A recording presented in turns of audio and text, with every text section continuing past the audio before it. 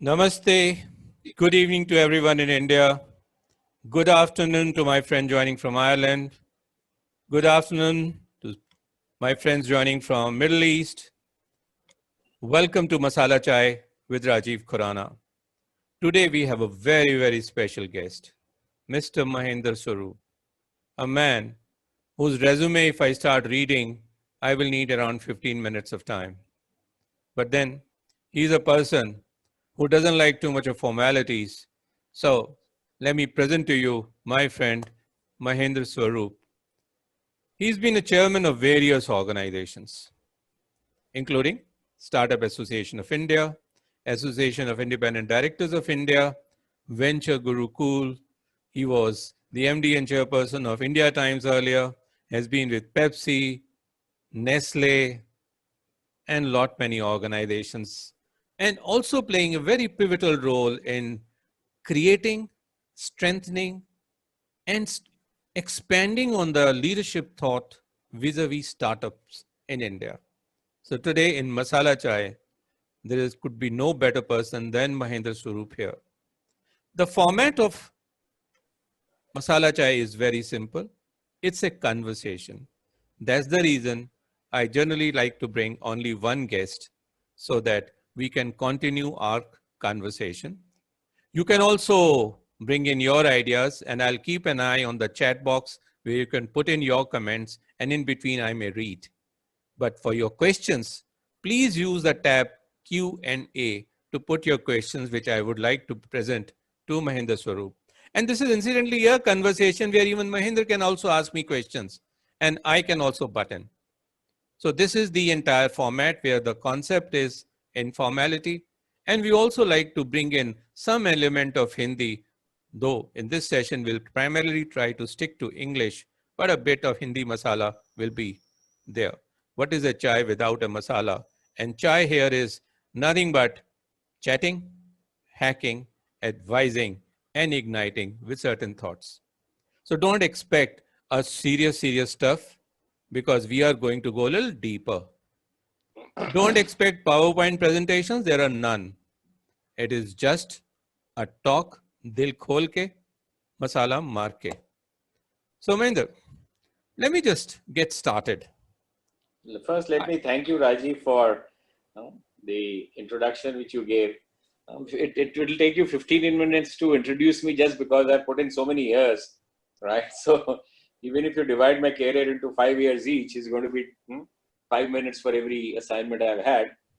And I think, thank you very much for this opportunity. I think it's, we have known each other for many years, right? This is the first time I'm facing a camera with you. No. If you recall, you were one of my guests in E-Millennium Manager on the television show. Oh, yeah, right. Yeah, that I remember, yes. You remember that? I recall that. Oh, I recall Though that. It was around 20 years back, but then 20 years ago. That was also a very popular program those days. And today, right. because of internet, we have the opportunity. And the better opportunities, we don't have to be together in a studio. We can chat, and our friends spread all over the world can also participate in this discussion. So this is a wonderful opportunity. Thanks. And masala chai is my favorite tea in any case. Oh, yeah. Right. So go ahead. So don't ask me for royalty on the name Masala Chai, because chai, my acronym is chatting, hacking, advising, and igniting. So let's get started. Mahendra, before starting this, I thought let me just do a bit of research, a poll on LinkedIn. Yeah. I asked, I gave people just 2 or 3 days time, and generally people are very busy. So I asked them to just respond to how would they like to assess, in one word, the current environment in India for startups. Let me share the outcome of that.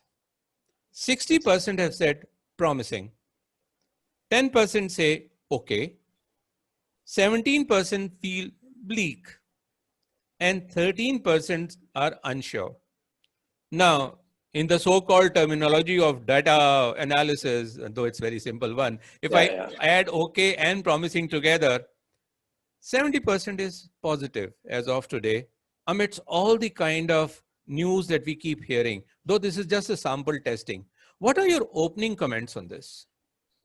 I think I have been going to the campuses for many years now, not only for hiring, but even speaking to the students. And if I recall about 20 years ago, when I used to go to campuses like the IIMs and the FMS in Delhi, and one would ask that what their ambition would be or what are they looking forward to. So about 20, 25 years ago, everyone opted for public sector units. BHEL was very popular in those days, EPIL, right? And all those kinds of public sector undertakings were the people who were hiring the MBAs and people out of the campus.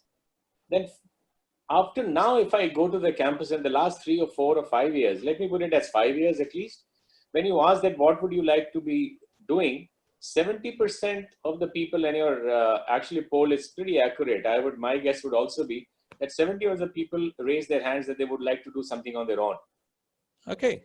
Right. And they want to move out from corporate careers and going to blue chip companies like the Nestle's and the Pepsis of this world today.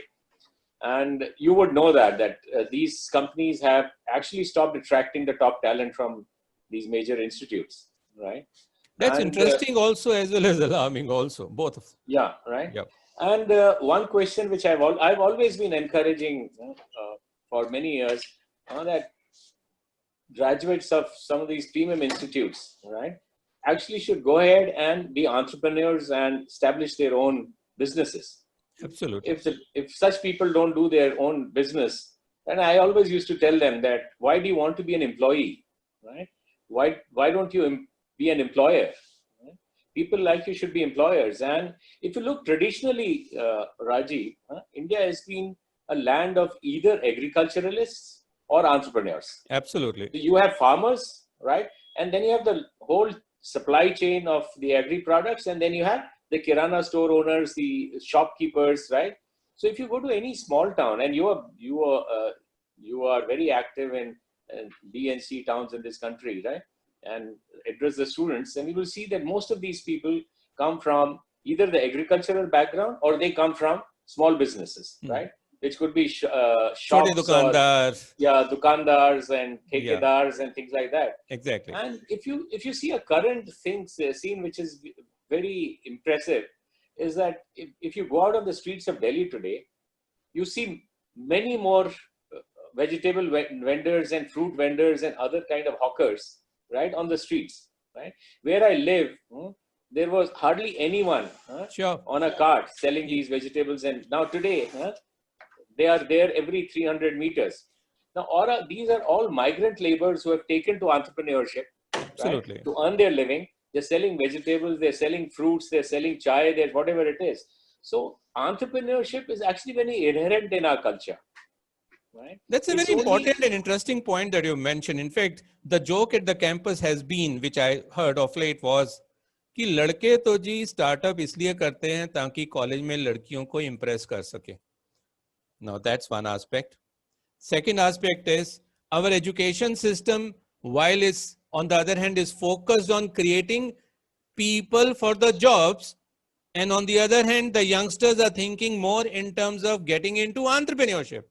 And you are absolutely right that India is focused on entrepreneurship because 92% of our workforce works in the unorganized sector, and the organized sector, which consists of the government, public sector and the private sector, is only 8.34%. Yeah.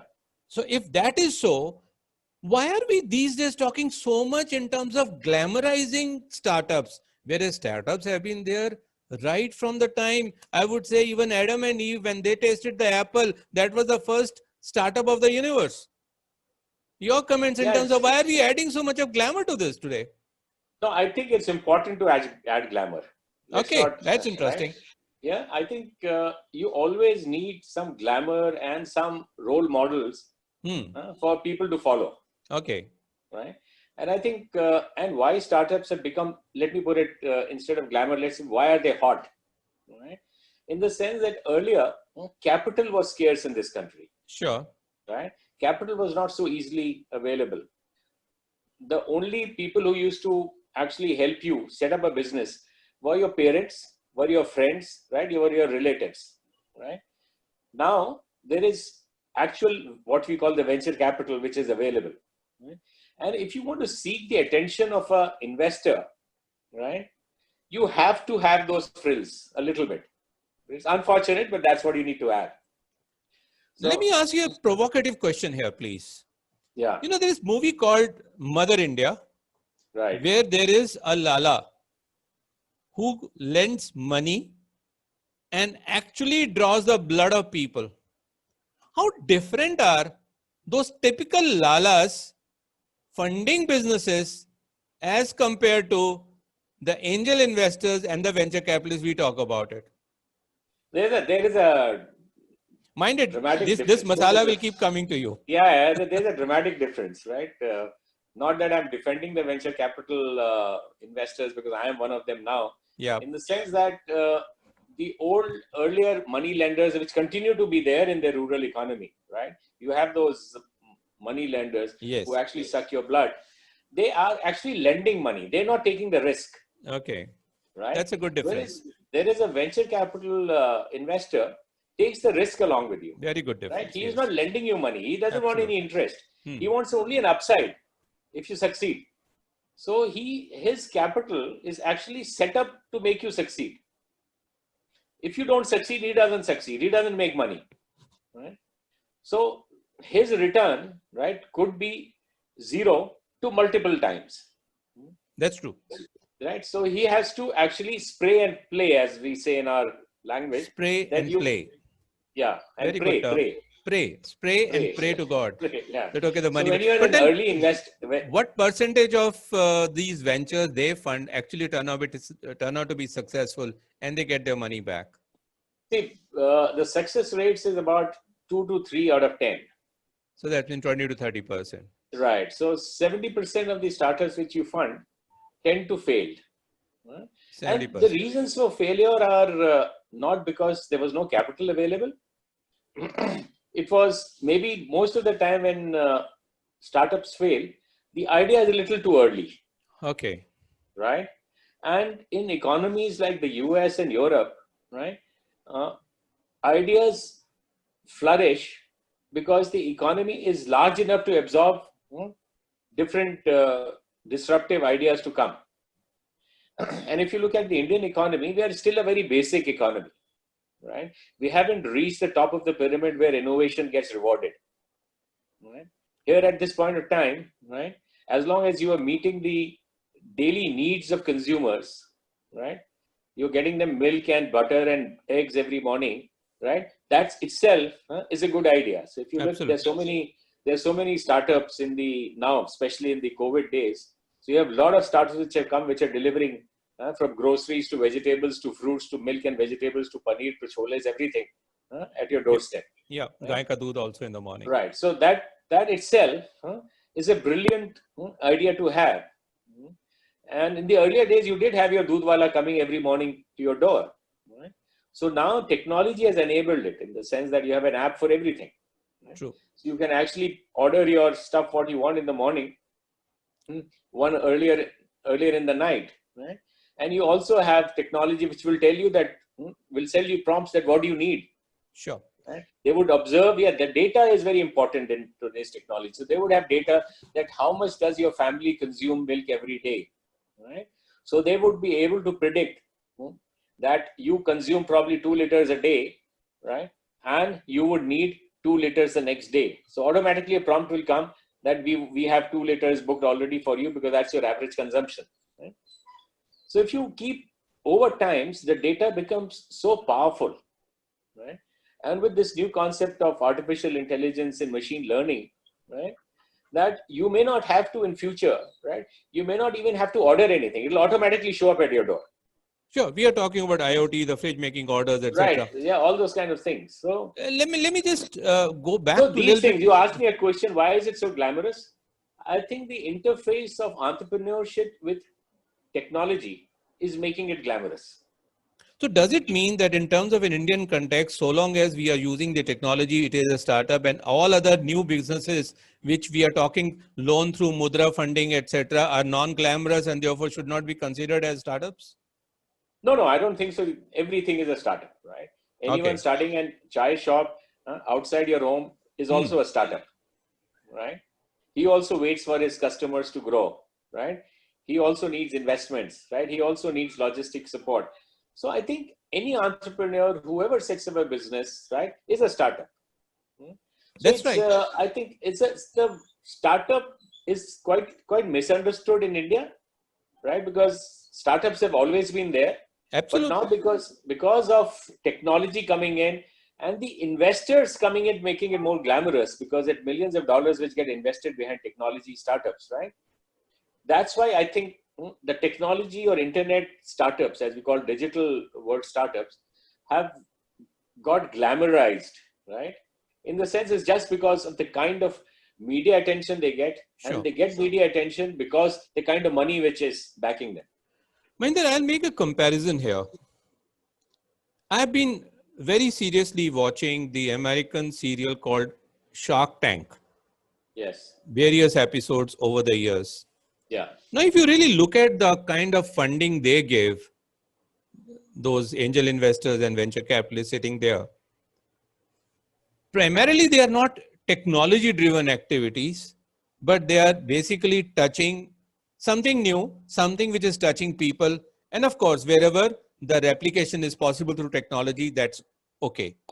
Now the question is, if that kind of glamour which has emerged in USA and maybe some of the other European countries, how far are we away from a similar kind of environment in India? I think if you ask you, we're already there. You're there. Okay.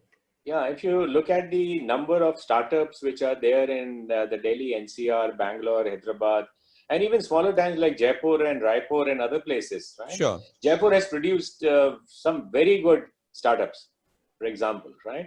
And some of them are unicorns, and some of them have even gone for an IPO. So I think if you look that way, I think we are already close to what the US and other advanced economies are. India has definitely the second or the third most thriving, I think the third most thriving startup ecosystem. Silicon Valley still has the top ranking. Then China has the second one, and third one is India, right? So India is definitely an inching up, right? And it's going, right? So Mahendra, मेरे पास एक comment आया कि मुझे हिंदी में भी बात करनी चाहिए, कुछ लोगों के हाँ रिक्वेस्ट है, हाँ बोलिए, तो मैं बिल्कुल थोड़ा हिंदी में हिंदी में भी बोलिए। बात करूंगा। हाँ खास तौर से दो, अभी क्योंकि हम मैक्रो इश्यूज के बाद बात कर रहे हैं, फिर हम सिंगुलर स्टार्टअप्स के ऊपर भी जाएंगे जहां मैं आपकी एडवाइस लूंगा।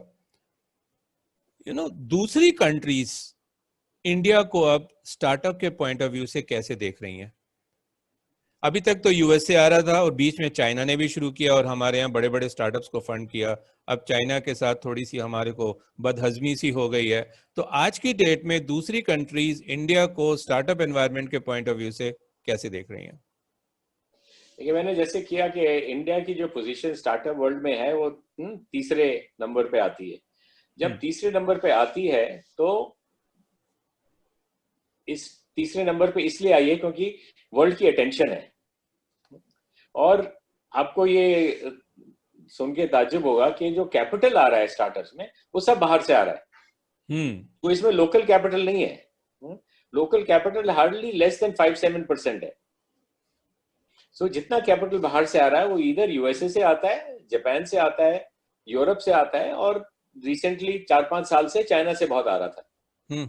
जैसे आपने बोला कि अभी थोड़ी बदहजमी हो गई चाइना से, तो चाइना का थोड़ा बंद हो गया है। हाँ, पर मेरी समझ में कि जो वर्ल्ड है, स्टार्टअप वर्ल्ड और जो इन्वेस्टर वर्ल्ड है और इवन इनोवेशन वाली जो कंपनीज है बड़ी बड़ी, अगर आप बड़ी बड़ी कंपनीज को देख लीजिए, जैसे वॉलमार्ट में बिलियंस ऑफ डॉलर्स का इन्वेस्टमेंट किया, फ्लिपकार्ट खरीदी, तो उनकी अटेंशन है इंडिया की तरफ, तभी इतने 16-16, 15-15 बिलियन डॉलर्स डाल रहे हैं आप। और अपने आपने जियो का देखा भी, जियो में 20 मिलियन से ज्यादा एक हफ्ते के अंदर आ गया, जो बड़े बड़े नामों का है। आप गूगल देख लीजिए, आप माइक्रोसॉफ्ट देख लीजिए, सबने उनमें पैसा डाला है। तो ऐसी, और जियो भी स्टार्टअप है। बिल्कुल सही बात। आप बोल किसी सकते जमाने हैं में जीई स्टार्टअप था, किसी जमाने में सीमेंस स्टार्टअप था, तो इस नोकिया वक्त स्टार्टअप था, वो सब बड़े हो अगर आप चुके हैं। देखें रिलायंस ग्रुप के लिए, ठीक है, उनके पास बहुत कैश है, सब कुछ है, पर उन्होंने टोटली नया बिजनेस स्टार्ट किया। जियो को देखिए आप, तो कहाँ से रिफाइनरी, वो तो ऑयल वाले थे ये लोग, बिल्कुल टेक्सटाइल वाले थे, टेक्सटाइल से रिफाइनरी, टेक्सटाइल से ऑयल में आए, ऑयल से फिर अब कम्युनिकेशन में, अब रिटेल में जा रहे हैं। अब रिटेल, और उनकी वैल्यू क्यों बढ़ रही है? क्योंकि वो रिटेल, जो ऑफलाइन रिटेल है, वो ऑनलाइन से कंबाइन करेंगे। तो देखिए अब कितना पावरफुल बट इकोसिस्टम बन मैं महेंद्र एक चीज पे थोड़ा सा अब और मसाला डालना चाहूंगा कि हर कोई अदानी नहीं हो सकता, हर कोई अंबानी नहीं हो सकता। एक आम स्टार्टअप जो शायद अच्छा करना चाहता है, थोड़ा कमाना चाहता है, मे बी जबरदस्त $1 मिलियन या $1 बिलियन का यूनिकॉर्न नहीं बनना चाहता, वो खुश है कि वो 1 या 2 मिलियन की गेम ही खेल ले। तो इस एनवायरनमेंट के अंदर, भारत के अंदर आपको क्या अपॉर्चुनिटीज नजर आती हैं, स्पेशली देखिए, एक तो हमारे मैं आपसे, यंगस्टर्स का? हाँ और मैं एक चीज आपसे, और, इसमें एक और भी बात मैं ऐड करना चाहूंगा प्लीज। कोविड के टाइम में, सॉरी टू से, हाँ middle age and middle level organisations और मिडिल लेवल पोजीशंस में काफी जरा शेकअप हो गया। Many people have even lost their jobs. अब उनको देखिए जॉब मेरे, नहीं हाँ मिलेगा, वो भी कुछ और कर रहे हैं, तो और कई उनमें बैठे हमारे को सुन भी रहे होंगे शायद। ऐसी स्थिति के अंदर हिंदुस्तान के एनवायरनमेंट में एक आम यंगस्टर और एक मिडिल एज मैन और इवन ए सीनियर पर्सन अगर 65 की एज में केएफसी स्टार्ट कर दिया कर्नल सैंडर्स ने, तो हमारे यहाँ बैठे भी कुछ लोग कर सकते हैं। तो क्या किया जा सकता है? क्यों नहीं, आप जैसे आप कर्नल सैंडर्स की बात कर रहे हैं, उन्होंने केएफसी स्टार्ट किया। अभी आप हैप्पीएस्ट माइंड देखिए जी। हाँ? उनका जो प्रमोटर है, हाँ? वो ही 70 इयर्स ओल्ड, वाह 70 साल के हैं। वाह। उनका आईपीओ इतना सक्सेसफुल गया इस एज पे। उन्होंने स्टार्टअप अपना नई कंपनी हैप्पीएस्ट माइंड्स खाली 3 साल पहले, 4 साल पहले स्टार्ट हाँ, करी। Because he was running an IT company earlier. हाँ, IT company earlier, he was CEO of Wipro, yeah right. And एक चीज मैं आपसे सहमत नहीं हूं कि देश में आप क्यों सोचते हैं कि सब लोग अदानी और अंबानी नहीं बन सकते? क्यों नहीं बन सकते? सब लोग बन सकते हैं। आप उन लोग की भी बिगिनिंग देखिए, कोई वो गोल्डन स्पून लेके थोड़ी पैदा हुए थे। अदानी की आप स्टोरी सुनिए, वो स्कूटर में घूमता था। हाँ? अंबानी भी क्या थे? अंबानी पेट्रोल पंप अटेंडेंट थे सीरिया में। तो ये बात मैं तो आपकी मानता हूं। तो ठीक है ना, तो अगर वो बन सकते हैं, हाँ, तो कोई और आदमी क्यों नहीं बन सकता? क्यों नहीं? यहाँ पे तो हिंदुस्तान में इतना बड़ा मार्केट है, आप वर्ल्ड के सेकंड लार्जेस्ट पॉपुलेटेड कंट्री है, हाँ? तो यहाँ पे तो सैकड़ों अंबानी होने चाहिए, एक मैं फिर अंबानी भी क्यों होना अपने चाहिए? क्वेश्चन को स्टिक करना चाहता हूं, not with negativity but with a practical dimension, क्योंकि आप भी क्रिकेट खेले हो, मैं भी क्रिकेट खेले हैं, लेकिन हम इंडिया की टीम में नहीं जा पाए क्योंकि या तो टैलेंट नहीं है या कोई और अपॉर्चुनिटी नहीं थी, कई और कारण हो सकते हैं। लेकिन खिलाड़ी जो है वो मोहल्ले का भी क्रिकेट खेल सकता है, शहर का भी खेल सकता है, रणजी भी खेल सकता है और नेशनल पे भी जा सकता है। और आजकल आईपीएल में ज्यादा पैसा है, वो इंडिया की परवाह नहीं करता। ऐसी स्थिति के अंदर हर एक आदमी का अपना गोल अलग हो सकता है। वो अडानी नहीं बनना चाहता, वो अंबानी नहीं बनना चाहता, वो कहता है कि चलो मैं एक स्टार्टअप करता हूं, मैं ग्रामीण आंचलिक जीवन में अपना स्टार्टअप करना चाहता हूं, मैं हरियाणा में करना चाहता हूं, रूरल एरिया में मैं करना चाहता हूं, यहीं के रिसोर्सेज को लेके करना चाहता हूं, मैं उतने में ही खुश हूं। मेरा सवाल यह है कि ऐसे लोगों के लिए एक, उन्हें खुद क्या करना चाहिए? और मैं ये नहीं कहना चाहता कि अब सरकार क्या करे, बिकॉज वो बड़ा सरमनाइजिंग हो जाएगा, लेकिन जो हमारे एंजल इन्वेस्टर्स और जो वेंचर कैपिटलिस्ट हैं, ऐसे लोगों के लिए कैसे मिलकर काम करें? देखिए, इसमें दो बातें हैं। एक तो आप कहते हैं कि आप खुश रहना चाहते हैं छोटा काम करके, राइट? छोटे काम भी आप कर सकते हैं और करना भी चाहिए, सब बड़े काम नहीं होते हैं, छोटा करना भी चाहिए, पर आपका विजन बड़ा होना चाहिए। ये बहुत अच्छी बात कही आपने, हाँ, छोटा काम करना आपका चाहिए लेकिन विजन बड़ा होना चाहिए। विजन वेरी बड़ा गुड होना पॉइंट, चाहिए, वेरी गुड राइट? पॉइंट। क्योंकि अगर मैं, I am coming back to Dhirubhai Ambani, उन्होंने रिलायंस इंफोकॉम में जब पैसा डाला, उन्होंने क्या बोला? उन्होंने ये बोला कि मैं पोस्ट कार्ड को खत्म करना चाहता हूँ। Exactly, post right? कार्ड से सस्ता फोन कॉल। हाँ, फोन कॉल होनी चाहिए कि जी, जैसे अनपढ़ आदमी को पोस्ट ऑफिस के बाहर बैठ के मुंशी जी से खत नहीं लिखवाना पड़े, बिल्कुल। राइट? तो वो छोटी सोच थी उस समय आने की, कि आप देखते थे, आप पुराने जमाने में जाते थे, पोस्ट ऑफिस के बाद एक मुंशी बैठे रहते थे, बिल्कुल बिल्कुल हाँ? बिल्कुल। वो उनके लिए, लोगों के लिए खत लिखते थे। उनको एग्जैक्टली लिखना नहीं आता था, उनके लिए पोस्ट कार्ड में खत लिखते थे, यहाँ सब ठीक है, कुशल मंगल है। गांव में वो चला जाता था हर हफ्ते एक हाँ पोस्ट जी। कार्ड। तो धीरू भाई अंबानी ने क्या कहा, मैं इस पोस्ट कार्ड को खत्म करना चाहता हूँ कि, और ये जो आदमी लिख नहीं सकता वो बोल तो सकता है ना। तो एक 10 पैसे की कॉल होनी चाहिए, 10 पैसे का पोस्ट कार्ड होता था उस जमाने में। बिल्कुल। ये, हाँ, मेरे को ऐसा करना है कि 10 पैसे में आदमी अपने गांव में बात कर सके। This is a very valid point Mahendra, आपने जो हाईलाइट की। बिजनेस चाहे छोटा हो लेकिन सोच बड़ी होनी चाहिए। सोच बड़ी होनी चाहिए। बहुत बढ़िया पॉइंट आपने अब बोला। उसके इतनी छोटी सोच थी कि मैं पोस्ट कार्ड को रिप्लेस करूंगा, और हम्म वहां से वो कहां पहुंच गए देखिए। हम्म हाँ? लेकिन तो इसमें आप छोटा धंधा करिए, right? अगर आपका विजन बड़ा होगा तो आपका ऑटोमेटिकली बिजनेस बढ़ता जाएगा। अब विजन छोटा रखेंगे तो आपका छोटा धंधा भी नहीं चलेगा, मैं कोई थोड़ा और सा आके मसाला आपसे इसमें कॉम्पीट डालना करके चाहता आपको हूँ। खत्म कर देगा। मैं थोड़ा सा मसाला इसमें डालना चाहता हूँ, बिकॉज मैं भी काफी लोगों से इंटरेक्ट करता हूँ। तो जब वो बड़ी सोच की बात करते हैं तो वो बड़े प्रोडक्ट, न्यू प्रोडक्ट और लंबी रीच की बात नहीं करते। उनके दिमाग में कहीं आता है मैं बढ़ जाऊंगा ना, मैं अपना बिजनेस बेच के इतने सारे मिलियंस बना लूंगा। वो अगर बड़ी सोच हो जाएगी तो क्या वो बिजनेस बड़े हो सकते हैं कि नहीं? What has been your experience? And this is what my young student friends who are sitting there must understand from you. देखिए, बिजनेस आदमी क्यों करता है? पैसा बनाने के लिए। हाँ, पैसा बनाने के लिए ना। बिल्कुल। और बिजनेस होना चाहिए पैसा बनाने के लिए। श्योर। क्योंकि जो पैसा बनता है वो सोसाइटी में ही जाता है वापस। एग्जैक्टली। राइट। अब लोग बहुत मेरे से ये पूछते हैं कि दिल्ली, बंबई और बड़े शहरों में और छोटे शहरों में लोग करोड़ों रुपए शादियों में खर्च कर देते हैं। तो अगर अमीर आदमी के पास है पैसे खर्च करने को तो वो खर्च करता है शादी में, तो 1 करोड़ रुपए कहाँ जा रहे हैं? वो वापस आ रहे केटरर हैं के पास business जा में। रहे हैं। बिल्कुल। केटरर 300 आदमी लेके आता है शादी में। 300 आदमी को आपने एम्प्लॉयमेंट दिया एक शादी में। एक्सीलेंट। वो फूल लगते हैं। उसमें टेंट हाउस वाले की कमाई होती है। वो 100-150 आदमी एम्प्लॉय उस करता है। मालिक की भी कमाई होती है जो फूल पैदा कर रहा है। हाँ, सब Everybody is करते हैं, connected, राइट? तो absolutely. आप 1 करोड़ की शादी में कम से कम 600 लोगों को एम्प्लॉयमेंट दे रहे हैं। तो जब आदमी, ये जो हमारी मिडिल क्लास एटीट्यूड होती है ना कि पैसा कमाना गलत बात है, क्योंकि जो आदमी पैसा कमाता है वो चोरी करके कमाता है, ये गलत बात है।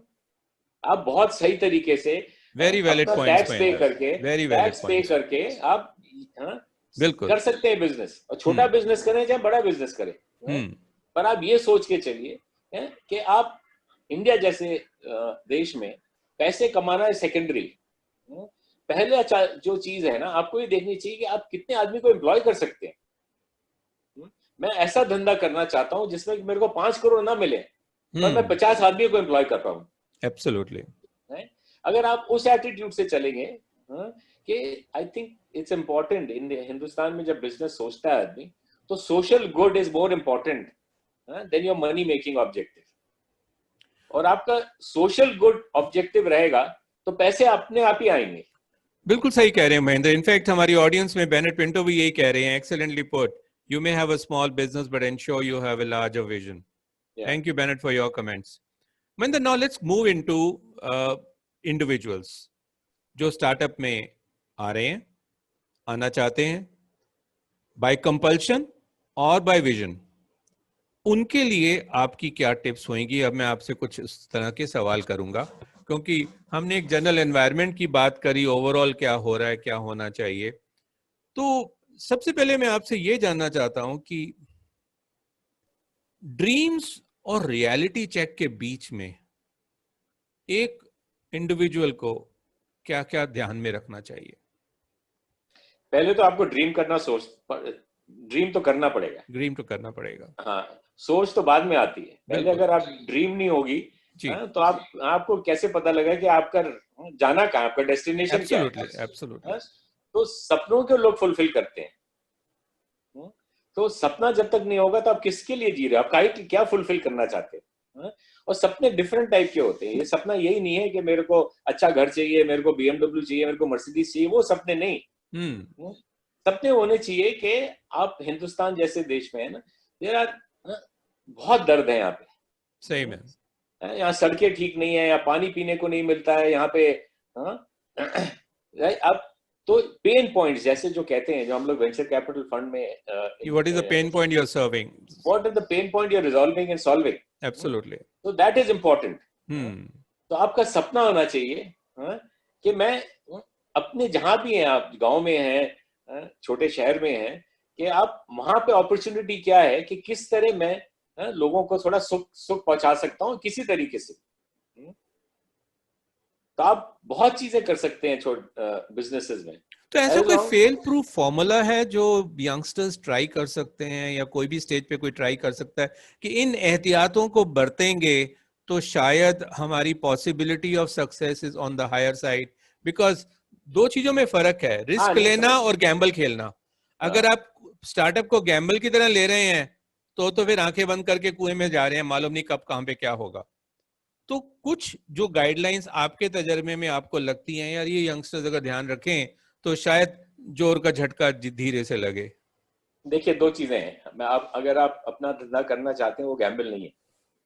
अगर आप नौकरी में जा रहे हैं, वो गैम्बल है।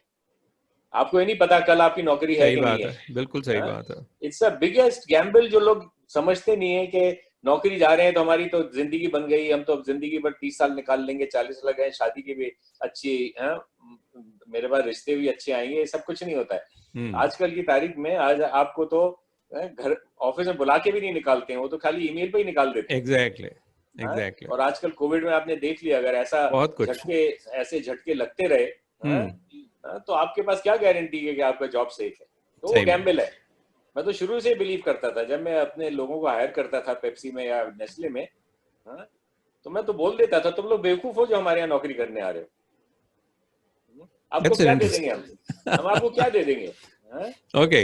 हाँ? आप लोग 5-5, 7-7% इंक्रीमेंट के लिए झगड़ा कर लेने लगते हो। हाँ? तो तो दिस इज वेरी आप इंटरेस्टिंग बिकॉज मैं अपना एक्सपीरियंस भी यहाँ पे ले आऊं तो मैंने 5 साल में 3 नौकरियां करी और एक 24.5 साल की एज में मैंने तब अपना स्टार्टअप किया और 35 ईयर्स से मैंने उसको पीछे घूम के नहीं देखा। हाँ, इसीलिए तो आप देखिए कितनी आपकी शक्ल चमक रही है। अगर आप रिटायर हो रहे होते किसी बड़ी कंपनी से, तो अभी तक झुर्रियां पड़ी होती हैं आपके शक्ल पे। वो शायद कैमरा ढंग से दिखा नहीं रहा, वो भी पड़ चुकी है, ऐसी कोई बात नहीं है। But then coming back again, हाँ, कि कौन सी चीजों को हमें ध्यान रखना चाहिए कि इन टर्म्स ऑफ स्टार्टअप। मैं यहाँ पे एक छोटा सा इंटरेस्टिंग पंजाबी की कोटेशन भी शेयर करना चाहता हूँ जिसको मैं हिंदी में ट्रांसलेट करूंगा कि बिजनेस में वो कहते हैं जी, पहला चट्टी फिर हट्टी फिर खट्टी। चट्टी हट्टी खट्टी। चट्टी मीन्स अपनी जेब से निकालना पड़ेगा, इन्वेस्ट करना पड़ेगा, नुकसान उठाने पड़ेंगे। हट्टी is where you break even, and finally खट्टी is when you start getting the dividends and start earning the whole thing. Now, हाँ, ये सेम कॉन्सेप्ट स्टार्टअप्स में भी है, किसी भी तरह के बिजनेस के अंदर भी है। लेकिन पेशेंस नहीं होती। आज मैंने बिजनेस शुरू किया, मुझे कल से डिविडेंड्स चाहिए, मुझे कल देखिए से आज उसके रिजल्ट्स थोड़ा सा, चाहिए। ये थोड़ा सा फर्क है आज की तारीख में। हम्म। पहले ये होता था कि आपको अपने घर से, जैसे मैंने बोला, अपने घर से रिश्तेदारों से लेके पैसे लगाने पड़ते थे। हम्म। आज आपको अपने पैसे ना भी हों, हम्म। और जो आजकल के जो स्टार्टअप वाले हैं, जो फ्रेश ग्रेजुएट्स होते हैं आईआईटी से और रीजनल इंजीनियरिंग कॉलेजेस से, हैं, और बीकॉम श्योर। करके लोग शुरू करते हैं, उनके पास हाथ में क्या होता है? कुछ नहीं होता। पर आजकल हमारे जैसे लोग आपको बैकअप करने के लिए तैयार है। हम लोग रिस्क लेते हैं। आपका पर रिस्क आइडिया नहीं है। आइडिया फुल प्रूफ होना चाहिए। आइडिया फुल प्रूफ होना चाहिए। आइडिया फुल प्रूफ होना है। उससे ज्यादा आपको हिम्मत और धैर्य रखनी चाहिए कि ये लॉन्ग हॉल है। 3 साल लग सकते हैं, 4 साल लगते हैं, 5 साल लग सकते हैं, 7 साल लग सकते हैं आपको सफलता पाने में। तो आपको तो 100 मीटर्स की रेस नहीं जीतनी, जो आपको हम लोग अपने के साथ, मैराथन पे फोकस करना है। हाँ, मैराथन पे, आप स्प्रिंट नहीं रन कर रहे हो। जी। अभी 100 मीटर स्प्रिंट नहीं है, आपको जो है ना, मैराथन रन कर रहे हो। तो आपको और क्या लगता मैराथन के लिए आपको क्या चाहिए होता है? मैराथन के लिए you just need lot of sustenance power. है? Absolutely, you don't need energy, you need sustenance power. तो एब्सोल्युटली। तो वो उसकी जरूरत है। और जो हम लोग का जो पैसा सबसे ज्यादा लूज होता है, आप कह रहे हैं ना, हमने शुरू में बोला था कि 2-3, 10 में से 2-3 सक्सेसफुल होते हैं। या इसमें से जो फेल होते हैं उनका आइडिया बुरा नहीं होता है। वो 5 से 6 स्टार्टअप ऐसे होते हैं जिनके फाउंडर्स वो थक जाते हैं, या लड़ पड़ते हैं। लड़ पड़ते हैं आपस में, या थक जाते हैं, कहते हैं यार हम तो जा रहे हैं, हम अपने गांव वापस जाएंगे यार, हमारे अपने फादर की दुकान पे बैठ लेंगे, वो बेहतर है। तो दैट इज मोर इम्पोर्टेंट। जब हम To लोग what देखते extent हैं, do you think even families and societies are conducive to their startup? Because हमारे यहाँ नेगेटिविटी से बोला था ना, नौकरी कर ले, इन सब चीजों में कुछ नहीं रखा, तू फेल हो जाएगा, तू फेल हो जाएगा, तू फेल हो जाएगा। एंड अल्टीमेटली वो लड़का हिम्मत हार जाता है, यार मुझे पहले 2 साल में झटके लगे हैं, अब मेरे बस का नहीं है, मैं नौकरी ही ढूंढ लेता हूँ। आपको कैसा लगता है हिंदुस्तान के एनवायरनमेंट में अभी अभी भी ऐसा है या नहीं है? पहले होता था, अब कम होता जा रहा है। ओके। क्योंकि अब क्या हो रहा है कि लेस एंड लेस, हमारी जनरेशन देख लीजिए राजीव, आप, हम लोग, we were sandwich between our parents and our kids, right? We had to allocate resources, और हमारी जितनी आमदनी थी, एक तो पेरेंट्स में जगती थी, उनको उनका ख्याल रखना पड़ता था, और अपने बच्चों का पढ़ाई लिखाई का। तो हम लोग की जनरेशन में वो रिस्क टेकिंग एबिलिटी नहीं थी। तो इसीलिए एंटरप्रेन्योरशिप भी इतनी नहीं हुई, क्योंकि रिस्क टेकिंग एबिलिटी नहीं थी, हम लोग के सोशल कमिटमेंट्स बहुत ज्यादा थे। ओके अगर आप अभी देखें towards your children also, that commitment is not so much as it used to be earlier, sure because your expectation out of your children is not that much कि हमारी पुरानी, right, and even people like us now, right, we are not so much dependent on our children. अब social security इतनी हो गई है, pension मिल जाती है, हम लोग ने इन्वेस्टमेंट्स कर रखे हैं, so middle class is no longer dependent neither on their parents nor on their children. So they are letting their children experiment and grow. And the children can take risks. Right? So that's why the entrepreneurship और startup environment India में इतना क्यों बढ़ रहा है, क्योंकि risk taking ability and social commitments of the younger generation is much less than what we had. मैं इसी क्वेश्चन पे थोड़ा और एक्सटेंड करूंगा। अभी हमने बात करनी शुरू की कि किन वजहों से वो कामयाब हो सकता है, तो हमें जरा ये भी देखना पड़ेगा किन सावधानियों को बरतना पड़ेगा जिससे कि उसे फेलियर का सामना ना करना पड़े। एक जैसे कि जब आप कुछ भी करते हैं तो फेलियर को तो सामना करना ही पड़ेगा। नहीं, वो 70% आपने बोला, लेकिन अगर हम उन कारणों को एनालाइज करें और उन कारणों को अगर हम फोकस करें तो हो सकता है वो 70% फेलियर रेट थोड़ा कम होके 55% फेलियर रेट हो जाए। नहीं, वो आप कम नहीं कर सकते। अगर आपने जहां पे ऐसी करा के फेलियर रेट कम कर लिया तो आपका इनोवेशन और आपका आइडिया नहीं आएंगे, फिर आप सेफ प्ले करने लगेंगे, डिस्ट्रप्शन नहीं होगा। Alright, that's a very important thing कि जब आप लीप लेंगे, लीप ऑफ फेथ लेंगे, तो आपको रिस्क मान के चलना पड़ेगा, फेलियर हो सकता है। तो फिर जब हम कहते हैं, एक बात मानी जाती थी कि अगर आपके कपल ऑफ फेलियर्स हो गए तो जो इन्वेस्टर है वो आपकी ज्यादा इज्जत करना शुरू कर देता है। ये कहाँ तक का सच है? ये बहुत सच है। वंडरफुल। ये बहुत सच है कि हम लोग जैसे जब देखते हैं, अगर आपने सक्सेसफुल वेंचर करा हुआ है पहले आपका, तो फिर ठीक है कि आपने करा होगा, ओके, पर आपने सीखा कुछ नहीं। Success doesn't teach you anything. Sure, success only teaches you arrogance. Failure teaches you humility. Failure teaches you learn from a failure. You don't learn from a success. Success तो आप अपने आप पूरा क्रेडिट ले लेते हैं। बिल्कुल। तो फेलियर से लर्निंग होती है। तो we will put money behind people who have failed and have the spirit and the energy and the inclination and the vision to come back and say नहीं मैं फिर करूंगा।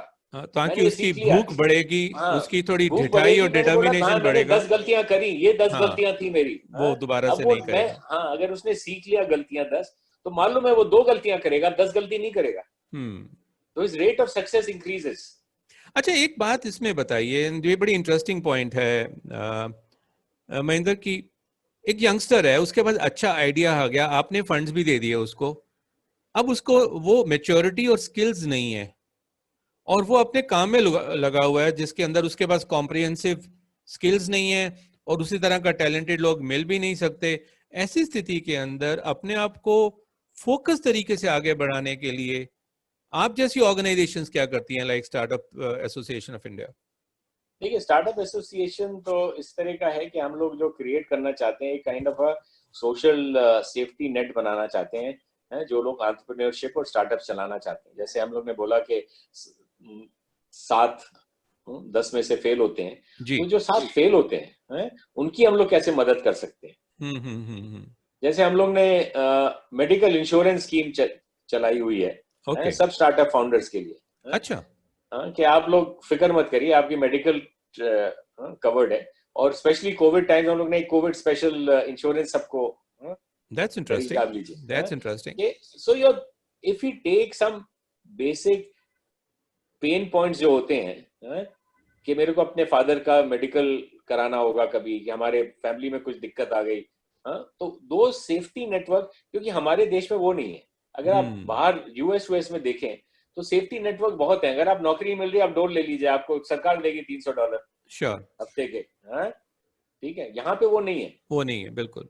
तो what we are doing is कि हम लोग एक safety network बना रहे हैं, सेफ्टी सोशल नेटवर्क बना रहे हैं। सो सेफ्टी नेट बनेगा, उतने लोग फिर आएंगे, तो सम सेंस ऑफ सिक्योरिटी होनी चाहिए for even founders. So Excellent. तो And I understand Startup Association of India ने Lex Indus लॉ ऑफिसेस के साथ भी अब टाई अप करा है टू स्टार्ट हाँ, लेक्स तो लाउंज, जिसके अंदर स्टार्टअप्स को जो इनिशियल लीगल नॉलेज चाहिए वो शुरू के कुछ घंटे शुरू के लेक्स घंटे इंडस हम लॉ हाँ फर्म हाँ ऑफर करेगी, और उसके बाद आप दोनों ऑर्गेनाइजेशन मिलकर उन्हें सपोर्ट करेंगी, ताकि जो कंप्लायंस के इश्यूज हैं, कहीं पे कुछ गलतियां रह जाती हैं हाँ या कोई बाहर वाली ऑर्गेनाइजेशन आपको परेशान कर रही है, तो उससे भी प्रोटेक्शन किया जाए. I think this has been a very good initiative that you हाँ. Are. So this is the same kind of initiative, and I'm very glad कि एब्सोल्युटली. लेक्स इंडस लॉ आपसे ऑफिसेस आपके साथ जुड़ी है इस आपके चीज के साथ लिए. हैं जुड़े हैं. बिल्कुल और ऐसी ऐसी चीजें प्रॉब्लम आती हैं और ये बहुत महंगा होता है. लीगल एड आजकल बहुत बिल्कुल महंगी पड़ती बिल्कुल है. बिल्कुल बिल्कुल. तो स्टार्टअप्स को शुरू शुरू में अगर ऐसी सहायता मिल जाए और सब पूरे कंप्लायंस और लीगल की सहायता मिल जाए तो बहुत अच्छा है. सही बात है, डॉक्टर्स और वकील को दोस्त बना के रखना बहुत जरूरी है. हाँ. In the mean time Mahendra, आपके लिए एक बड़ा इंटरेस्टिंग कॉम्प्लीमेंट आया जो मैं पढ़ना चाहता हूं, क्योंकि मिस्टर वेद प्रकाश कुमार ने खास तौर से ये मैसेज बोला है कि आपको पढ़ के जरूर सुनाऊं. उन्होंने कहा, राजीव जी, watching Mahinder Swaroop is, after almost 10 years, touchwood, same personality, cool, calm, confident, and more knowledgeable. Please pass my views to him. Wonderful. Thank you, So Ved that's a, Prakash ji. Thank you and very friends, much. in case you're liking this conversation, why don't you give a thumbs up to Mahinder Swaroop and this conversation, Masala Chai with Rajiv Khurana. Let's get your comments in the chat box itself. Put a thumbs up or just a clap, or maybe Y for yes in case you're liking the whole thing. Let me just read it out to Mahinder Swaroop. And Mahinder, if you look at the chat box now, Thank you very much. those I think I can see appreciations have those started buys coming and their thumbs your up. way, ये तो because बड़ा भाई, you are an Ayush icon in pull this के field, सामने and तो your 10 हवाई words, भेज getting your दीजिए. time is very, very vital. Kudos to नहीं नहीं, Mahinder सब Swaroop. नहीं. I think it's very important. This is one of the objectives of Startup Association of India, to communicate, और ये वार्तालाप रहना चाहिए. बिल्कुल. और जितने ज्यादा स्टार्टअप्स आए, जितने ज्यादा फाउंडर्स को कॉन्फिडेंस मिले, उतने ही हम लोग के लिए, सबके लिए अच्छा है. और ये जो स्टार्टअप इंडिया इनिशिएटिव है हमारी सरकार का, बिल्कुल, वो बहुत बड़ा इनिशिएटिव है. पहले स्टार्टअप्स को कोई भाव नहीं देता था, स्टार्टअप्स का नाम ही नहीं था. इन लोग ने बहुत अच्छा शुरू किया. मैंने आज बैठ के उस सारे के सारे डॉक्यूमेंट्स को इसको ढंग से पढ़ा, अच्छा, ताकि जब मैं आप जैसे व्यक्ति के सामने बैठा हूं तो एटलीस्ट मुझे पता लगे कि मैं क्या बात करने जा रहा हूं. और आप बात कर रहे थे ना कि लोगों को अपना पैसा लगाना है. आजकल 10,000 करोड़ सरकार स्टार्टअप्स में लगाने को दे. सर्टिफिकेट से आप जाके वेंचर कैपिटल ले सकते हैं.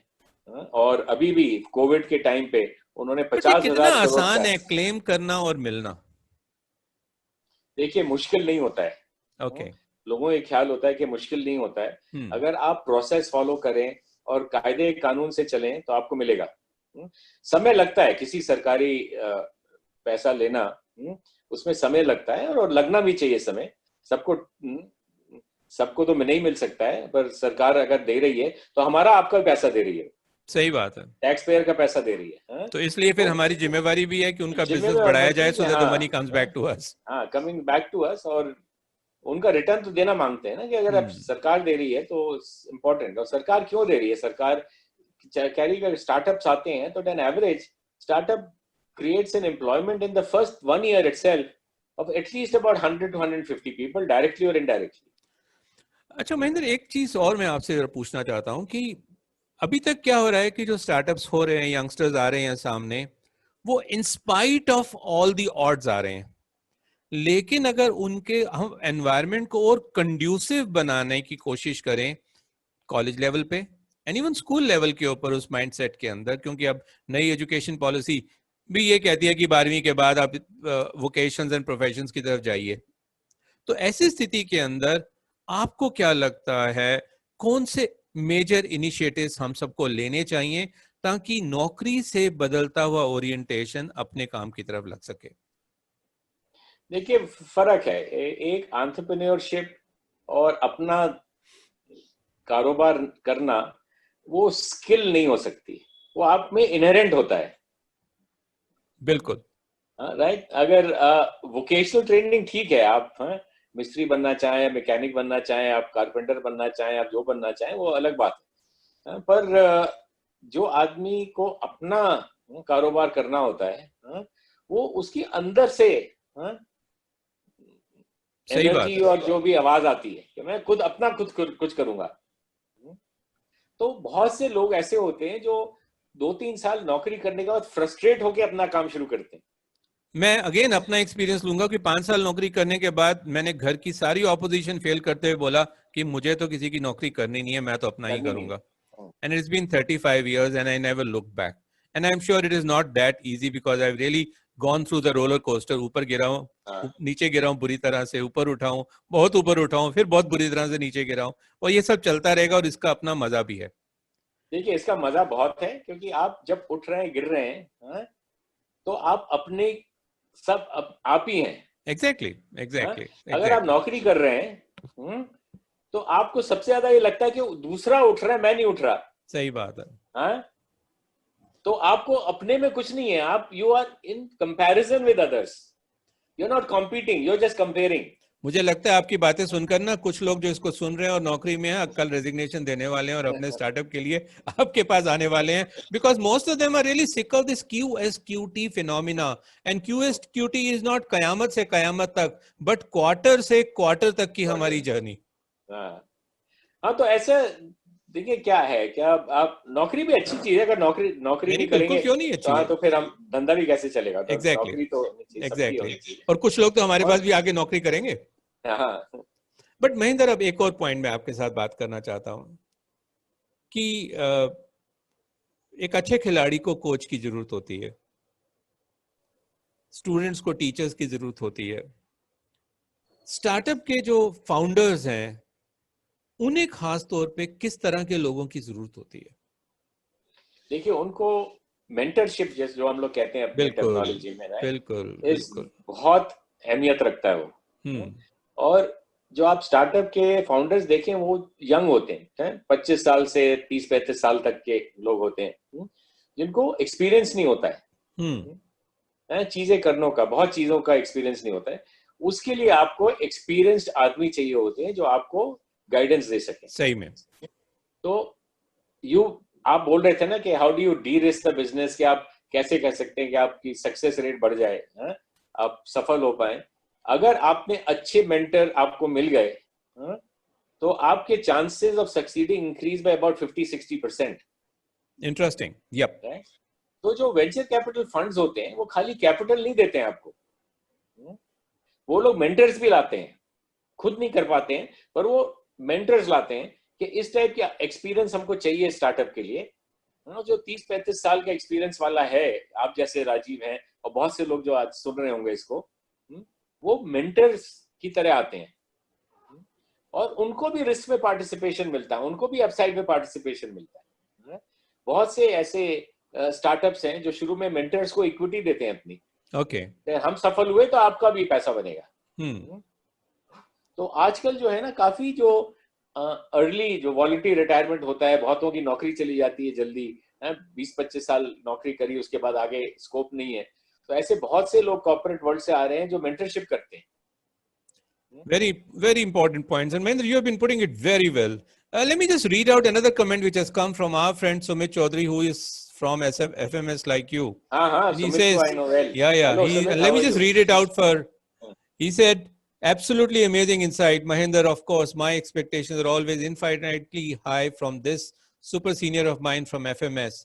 But you go ahead of my expectations each time. And this chat is no different. Thanks, Rajiv, for inviting Mahendra. चलो सुमित, थोड़ा सा तुमने मुझे भी कॉम्प्लीमेंट कर दिया. Thank you. वंडरफुल.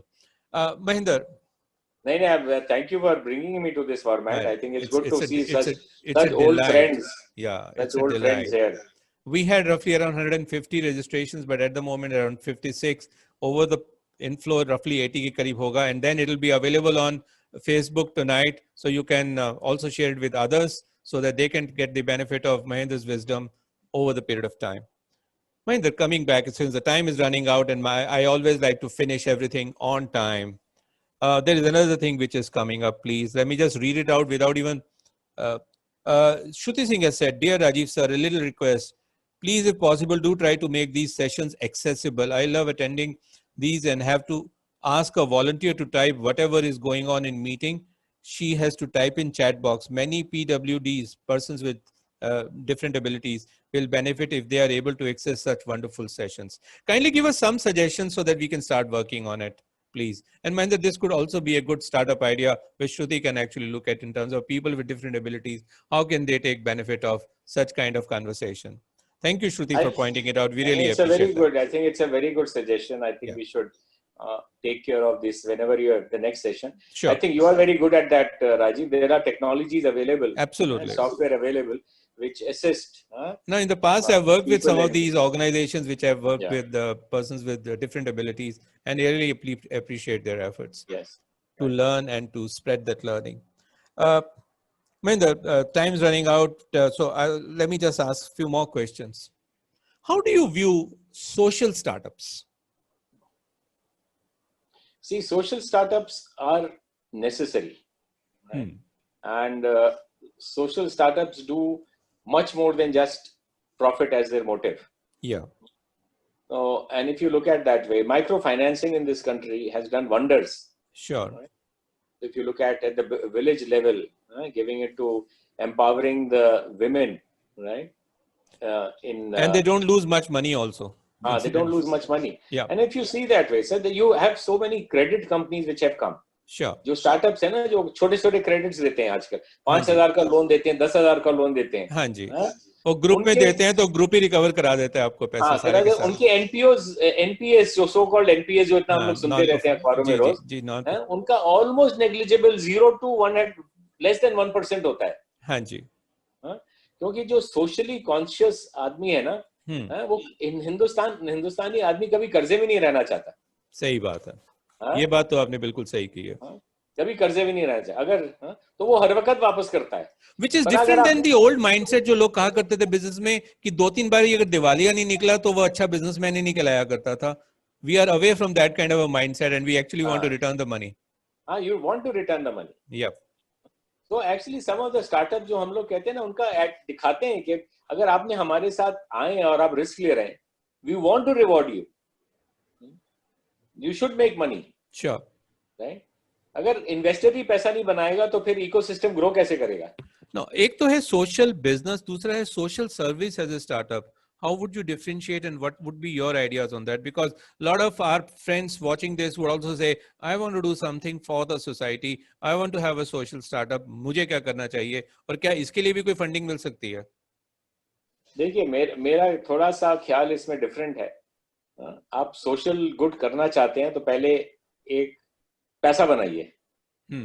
जैसे बिल गेट्स ने किया ना, बिलियंस ऑफ डॉलर्स. अपना करियर बना के रखिए. अपना करियर बना के पहले आपने बड़ी कंपनी खड़ी कर दी. Now what you have created wealth, then give it. Like हमारे आसिम प्रेम जी हैं जी. राइट. सो जो wealth creator, first is create wealth. Because first, even if you don't create wealth, how will you distribute and do good? वैसे ना आप बोरो करके do good नहीं कर सकते हैं. सही, वो बात आपने बिल्कुल सही कही. ये आप नहीं बोल सकते कि राजीव खुराना जी से मैं 10,000 रुपए लेके मैं एक सोशल सेटअप करके मैं 10 महिलाओं का भला करूंगा. Sure. वो नहीं कर सकते हैं. आप अपना पैसा से कमाइए. अपना, बहुत से लोगों का ऑब्जेक्टिव भी होता है कि मैं वेल्थ क्रिएट करके then I will come into the society. And there is nothing wrong in it. That's what you should do. मैं थोड़ा सा मैं इसमें एक अलग एग्जांपल लेके आना चाहूंगा जो हमारा अपना है. लंग केयर फाउंडेशन का 5 साल पहले हमने शुरू किया.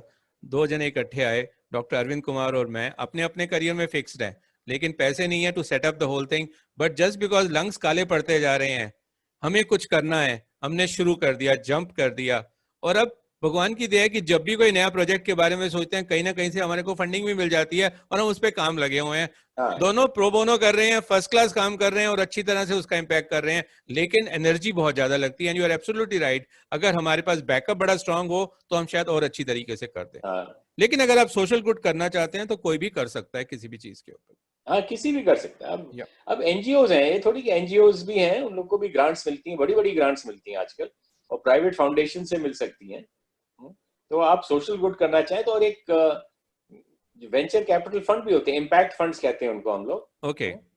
इम्पैक्ट फंड्स हैं जिनके पास आप जा सकते हैं, वो आपको फंड करेंगे. Wonderful. Right. So world bank है, आईएफसी है, और ये कॉमनवेल्थ डेवलपमेंट कॉर्पोरेशन है. इनके पास हजारों करोड़ों रुपए हैं for creating impact. But again you should be very clear कौन से एरिया में कैसे सर्व करोगे, कैसे रीच करोगे, एंड इन्होंने टिपिकल states स्टार्टअप recognize की करे तरह हुए से हैं, पूरे डॉक्यूमेंट्स बना के आपको पूरे लेके जाना पड़ता स्टार्टअप की तरह करते हैं इन्होंने, पूरे बिल्कुल। एरियाज करे हुए हैं कि हम्म अगर आप इम्पैक्ट करना चाहते हैं, आप सोशल कोई कमिटमेंट, तो आप बिहार में जाइए, आप उड़ीसा में जाइए, जी पार्ट्स ऑफ नॉर्थ ईस्ट में जाइए, हम्म तो you get so much of capital for social good these days. So you have to look for impact investors. There are two kinds of investors. One is a venture capital investor, whom you या can in some ways call him a venture capital. But then there are impact investors. So who only give you capital for social startups. Another very interesting comment which is coming your way from Sumit Sharma is, hi Rajiv, this is not a question, just a short note to say that this is a wonderful session. Mahendra, you are the hero of the day. You've done fabulously good contribution to the thought process of everyone.